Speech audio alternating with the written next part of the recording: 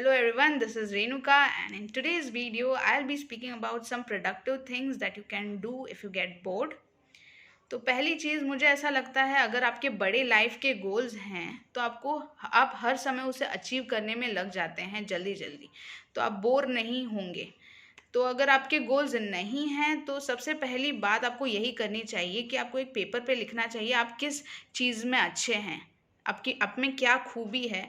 And आपको एक अपना बड़ा लाइफ का गोल बनाना चाहिए। आपको एक बड़ा लाइफ का गोल आपको इसीलिए बनाना चाहिए क्योंकि आपकी एक ही लाइफ है एंड आपको उसको ऑर्डिनरी नहीं रखना चाहिए।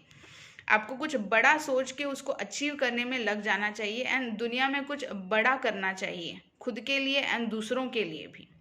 तो पहली चीज़, आपको एक लाइफ का बड़ा गोल बनाना चाहिए जिसकी वजह से आप उसके पीछे काम करने में लग जाएं, उसको अचीव करने में लग जाएं। एंड दूसरी चीज़, आपको बुक्स रीड करनी चाहिए। बुक्स अगर आप रीड करेंगे तो आपका जो दिमाग है वो सोचने पे मजबूर हो जाता है एंड हमेशा सोचता रहता है। तो आप कोई भी आपकी फेवरेट बुक्स पढ़ सकते हैं, फिक्शन, नॉन फिक्शन या फिर थ्रिलर या फिर मोटिवेशनल बुक्स पढ़ सकते हैं, स्टोरीज़ पढ़ सकते हैं, कॉमिक बुक्स पढ़ सकते हैं। मैं आपको ये बताना चाहूँगी कि आपको ज़्यादा से ज़्यादा पॉजिटिव बुक्स पढ़नी चाहिए क्योंकि आपका जो माइंड है, जब आप बोर होते हैं तो आप पॉसिबिलिटीज़ हैं कि आप नेगेटिव सोचने लगें। तो अगर आप बुक्स रीड करेंगे, पॉजिटिव सोचेंगे तो आपके थॉट्स भी पॉजिटिव हो सकते हैं, ऐसे पॉसिबिलिटीज़ हैं।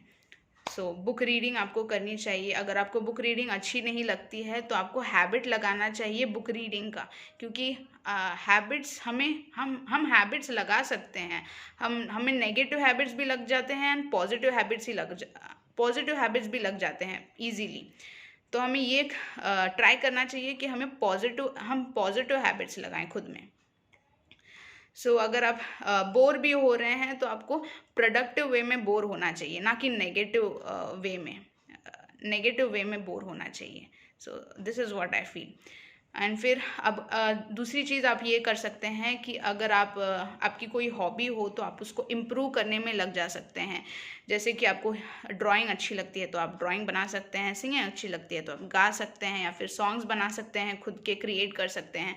कुकिंग अच्छी लगती है तो कुकिंग कर सकते हैं या फिर अपनी खुद की डिश बना सकते हैं। एंड आप उसको इम्प्रूव करने में लग जाइए, जिससे क्योंकि अगर आपकी हॉबी इम्प्रूव होगी तो आपकी पर्सनालिटी में ऐड ऑन होगा।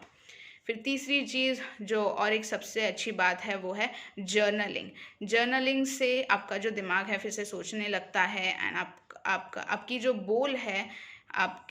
बोल हैं वो दिमाग के साथ मैच करते हैं एंड आप अटकते नहीं हैं ज़्यादा।